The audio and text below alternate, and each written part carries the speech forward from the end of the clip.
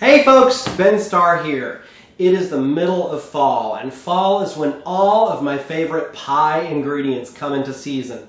Pumpkins, apples, pecans, cranberries, all these wonderful things that we really can only get super fresh and local in grocery stores is in the fall. So I end up baking a pie almost every single week in the fall. And recently my friend said, you know, we love your pumpkin pie, we love your pecan pie. Surely there's a way you can combine them into one pie and make a pumpkin pecan pie. And I figured out how to do just that. We're going to add an extra twist by replacing that corn syrup, which you usually find in most pecan pie recipes, with a bourbon honey maple reduction. It's going to be delicious. So, let's get started. First things first when it comes to pie, and that is the crust. Do not ever buy a pre-made crust in the grocery store. There is never a reason to do that. I'm about to teach you the easiest crust recipe in your life. It's an oil-based crust, not a butter crust. Butter crust requires that you chill the crust like 3 different times during the process of creating it. This oil crust is something my mom came up with, and it takes less than 5 minutes start to finish. Period. No chilling, nothing, and super easy to roll out. So, in this bowl I've got 1 1/3 cups of all-purpose flour, a teaspoon of salt, 2 tablespoons of sugar. Simple. Here, 1/3 cup of canola oil. You can also use the light flavored olive oil, but don't use extra virgin olive oil unless you're making a crust for a quiche or something savory. Now I'm going to add 3 generous tablespoons of milk, and by generous I mean I'm going to fill the tablespoon until the milk starts to pour over the edge. Okay, keep the milk nearby in case you need to add a few more little glugs of it. Stir that around with a fork. Dump it into your dry ingredients. And then just pull the dry ingredients into the wet ingredients. It's really simple. The more you work a pie crust, the tougher it gets. So you don't want to get in there and stir around really hard. Just kind of drag your fork through it. Let the dry ingredients pick up the wet ingredients. Very easy. Now, if you find, after that starts to come together, that you're still seeing a lot of white flour in the bottom of it, you can add just 1 extra glug of milk. Sometimes you'll have to do that on exceptionally dry days or if your flour is very old. But 3 generous tablespoons usually does the trick. All right. Sorry, my little dog's playing in the background and growling. So we're going to kind of just gather all of those crust crumbs together with our hands into a central mass. And now we've got our pie crust dough. How easy was that? If we were doing a butter pastry, we would still be cutting the butter into the flour and putting it in the fridge to chill it. And now we're already ready to roll it out. This is an amazing crust. Okay, so we are going to work with wax paper today to help ease the rolling out process. Take yourself a damp dish rag, wipe it on your countertop. That's just going to help the wax paper stick so it doesn't roll around. And you can do this with parchment too, but wax paper is easier to find and it's cheaper than parchment generally. So I'm going to take a sheet of wax paper and lay it right down there. Now I'm going to take my pie crust that I've pushed together into a nice little ball, set it right there in the center of the wax paper, and add 1 more layer of wax paper. Oh! I'm really messy and chaotic in the kitchen. Okay, so now we take our rolling pin, and if you don't have a rolling pin, you can use a bottle of wine for this. It works quite nicely. And just start rolling out from the center of the dough out, changing directions every now and then. Don't push down too hard, because again, the more you are vigorous with this flour, the more you're going to develop the gluten, and you're going to end up with a crust that's more like the texture of glass shards than it is like a nice, tender, delicate pastry. One of the things that's really surprised me about working with this oil crust recipe that my mom came up with is that it makes a really flaky crust. Just as flaky, if not more so, than a butter crust.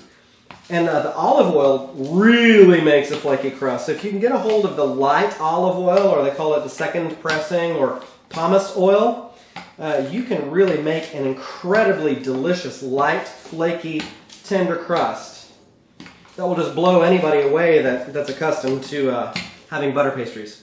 All right, so now we're going to take a deep dish pie plate like this. Glass is way better tend metal. Metal tends to burn your pie. Make sure that your crust is going to hang off about 1 inch all the way around. It's going to give you a chance to make the edges a little bit decorative. Now, just pull the top layer of wax paper off, set it aside. Pie plate down. The rest of the crust comes up on the opposite piece of wax paper. Now just drape that right across the top of your pie plate. Gently remove the top layer of wax paper. How easy was that? No tearing, no folding, nothing, okay? Okay, now we need to just gently set our crust down into the pie plate. It's okay if some of it folds and tears on you. You can just press it right back into place. You don't want to push on it to stretch it down there because then your crust is going to shrink back up as it bakes. So set it all the way in there into the bottom. Okay, now you want to form a lip around the edge by just tucking any excess crust under. And if you have some spaces like around here where you don't have a lot of extra, you can just move some over from other parts of the crust. It's no problem at all. Just forming up that lip, tucking it under. But again, be gentle with it. You don't want that outer lip of the crust to be hard, tough, and glassy. Move some pieces over. Continue all the way around.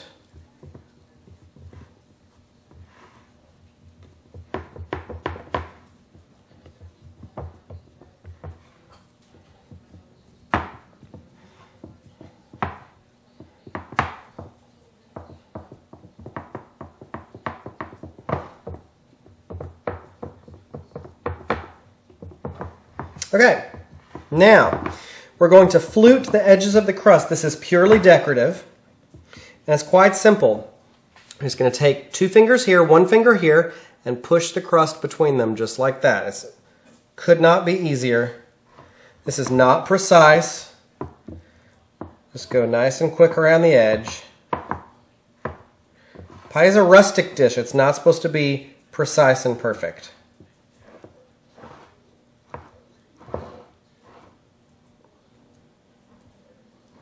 Okay, there we've got it. A crust, less than 5 minutes, start to finish, all the way rolled out, and it's actually ready to fill. But our fillings aren't ready. So cover it with one of those pieces of wax paper, set it off to the side so it can rest without drying out while we make our filling.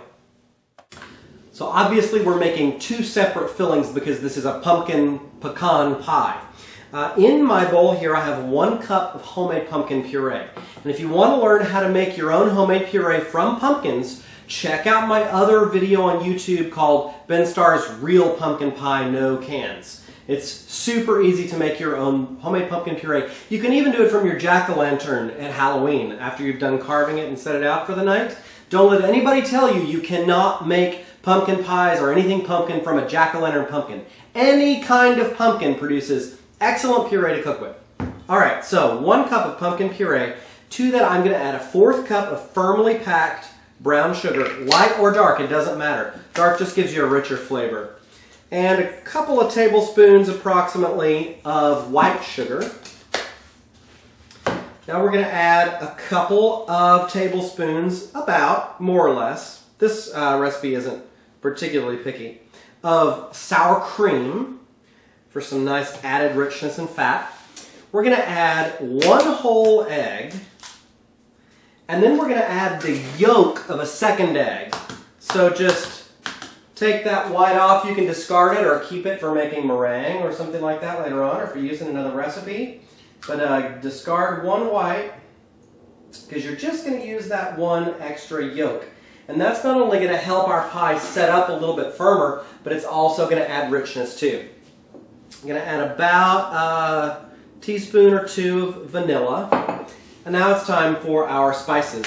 And if you'll toast your spices lightly in a pan over medium or medium-low heat for a few seconds before you add them, you'll get even more flavor out of them. we're going to add, a couple of tablespoons of cinnamon. I'm going to add, I meant teaspoons. Did I say teaspoons or tablespoons? A couple of teaspoons of cinnamon. About a teaspoon of ginger. A couple of teaspoons of cardamom, which is my favorite spice to mix with the traditional warm autumn and winter spices like cinnamon and nutmeg. Cardamom is a wonderful complement to those. Nutmeg. Please use whole nutmeg. Costs about $10 for a bottle of nutmeg nuts that will last you a year or maybe 2. So it's not that big a deal. Just go ahead and bite the bullet and get it. Just use the raspy side of a grater and grate that fresh nutmeg in there, about half a teaspoon total. Freshly grated nutmeg tastes so much better than the nutmeg that you get that's already ground. And then we're going to add maybe about a half of a teaspoon of clove to that. All right.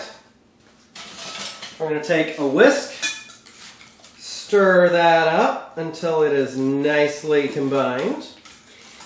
And that is it for our pumpkin pie layer of our pumpkin bourbon pecan pie. Now just set that aside until we're ready to assemble the pie. Now let's just have a quick conversation about pecan pie. First of all, I'm from Texas and it's pronounced pecan, not pecan or pecan. Not very many people know, but there is actually a law in Texas that if you pronounce pecan pecan, you can be jailed for up to 24 hours. It's true. So when you're in Texas, call it pecan. In the fall, pecans drop from trees, and while most times of the year it is a ruinously expensive nut, on the order of $12 a pound or higher in Texas, where pecans are grown, you can often just pick them up out of your neighbor's yard and shell them yourself. It's not really that hard to shell a pecan. Or you can often find it sold at roadside stands in the fall for $7 or $8 a pound in a nice Ziploc bag. So if you ever find pecans, go ahead and get them. You can actually put them in the freezer and freeze them and they keep for a long time. Let's talk about one more thing when it comes to pecan pie, and that is corn syrup. Virtually every single recipe that exists in the last 50 years for pecan pie calls for corn syrup, which is also commonly known by its brand name Karo, either light or dark. I'm going to be honest with you, I don't really know what corn syrup is. I'm not as frightened of corn syrup as I am from high fructose corn syrup, which has undergone all sorts of weird molecular modifications in order to make it to what it is. I do know that corn syrup is made from corn starch, and it's either modified with some enzymes called amylase, or it's converted with hydrochloric acid. But neither of those things is something that I'm particularly interested in eating. And so I am always on the lookout to reduce the amount of processed foods that I use in my recipes, getting back to a more natural, whole food type of ingredient base. So I have come up with a way to replace the corn syrup in every pecan pie recipe with a homemade syrup that is a reduction of bourbon, and who doesn't love bourbon, maple syrup, and brown sugar. And it is to die for. It makes pecan pie taste so much better than pecan pie made with Karo corn syrup. And just in case you're wondering, I don't consider bourbon a processed food. I can make bourbon here in my house, and you could too with about $15 or $20 worth of basic equipment that you could get at the hardware store. I cannot, on the other hand, make corn syrup in my house. So I'm going with bourbon as opposed to corn syrup. Also, I feel like a lot of you out there have probably drunk bourbon, either alone or with Coke. How many of you out there eat corn syrup by itself or with Coke? Not many, right? Okay, here's how you do it. Now, to make our bourbon reduction syrup, we're going to start with 1 cup of bourbon. You don't have to use the good expensive stuff. The cheap stuff works just fine. By the time you reduce it and concentrate its flavors and bake it into a pie, you're not going to be able to tell whether you've used something rare and top shelf or not. So a cup of bourbon, 1/2 cup of firmly packed brown sugar, light or dark, works equally well. You'll get a little bit more flavor out of the dark. And then a 1/4 cup of maple syrup. That's real maple syrup, not that fake pancake syrup that you get at the store. If maple syrup is too expensive for you or you can't find it, use molasses. Molasses is cheap and every bit as delicious. Now this is going to make some awfully strange noises as it heats up and comes to the boil, but just stir it every once in a while and let it come up. Now, be careful that you don't hold your face right over it as you're stirring or you'll get drunk, because the ethyl alcohol boils off at a much lower temperature than the water. So these are pure alcoholic fumes coming up right out of here, going straight into my lungs. And it'll make me completely smash drunk in a very short amount of time unless I'm careful. Okay, we're at a boil now, and I want you to look closely at the difference between the boil now and the boil when the syrup is ready. Now it actually looks like we're boiling Coca-Cola or something like that. It's kind of fizzy and it's starting to boil over. So you definitely want to keep watch on it. Do not let it go by itself. Blow on it, stir it, whatever you need to do to keep it from boiling over. Don't let it boil over. That's going to make a big old sticky nasty mess on your stove. Now you're going to have to boil this for 5 or 6 minutes until the majority of the water content is gone and we're down to a nice thick sugary syrup. And the bubbles on top will definitely look totally different by the time we're done. You'll be able to see it. Okay, look carefully at those bubbles now. The next time you see it, it will be done.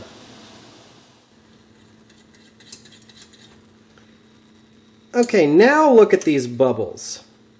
Instead of looking fizzy and soda-y, they look kind of glassy. And there's much more tendency for the pot to boil over. This has been boiling for about 5 minutes. And you see the bubbles are considerably larger. And they look kind of sticky. That means we've evaporated most of the water in this syrup. And it's down to all sorts of good, sugary, sweet components. If you'll pull it off of the heat just a little bit and stir it, you'll see we've got a thick, dark, rich syrup. So that's done. We are going to pour that off into a measuring cup and let it cool. And I've got just about 3/4 of a cup of syrup, which is exactly what I need for the recipe.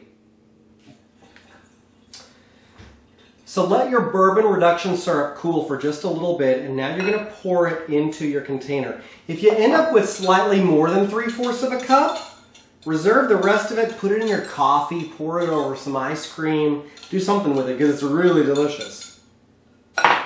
Now to that, we are going to add 3/4 cup of white sugar. 1, and 2, and 3. We're also going to add about a teaspoon of salt and 2 tablespoons of melted butter. Let's get that all good and stir around. Make sure this mixture is not too hot because you're now going to add 2 eggs to it. And if the mixture is too hot, you're going to end up with scrambled eggs and bourbon sauce. And that doesn't sound very good to me. All right, 2 eggs.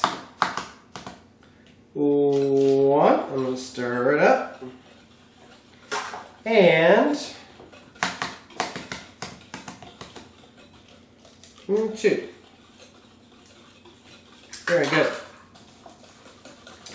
And our final ingredient, of course, a cup of coarsely chopped pecans. Now, a lot of people really like to use whole pecans in their pecan pie, but it's not very practical because you know what happens when it comes time to cut it? You just end up ruining the pie. You can't get clean cuts on it. So go ahead and use chopped pecans. You can usually find them actually for cheaper than whole pecans anyway. So, now we've got our pumpkin layer, our pecan layer, and our crust. It's time to assemble. So, into our crust first goes our pumpkin pie layer.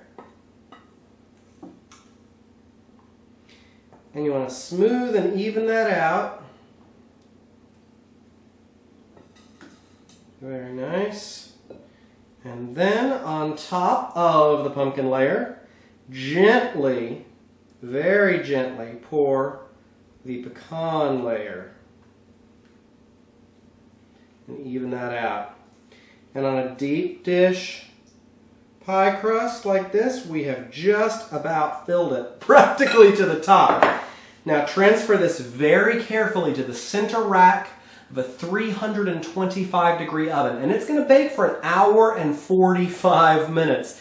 That's a long bake time at a low temperature, but we don't want to bake it too fast, otherwise the eggs and the pumpkin custard will come up through the top of the pecan pie. So we want to bake it low and slow. It's going to rise beautifully, then settle back down into a wonderful layered pie.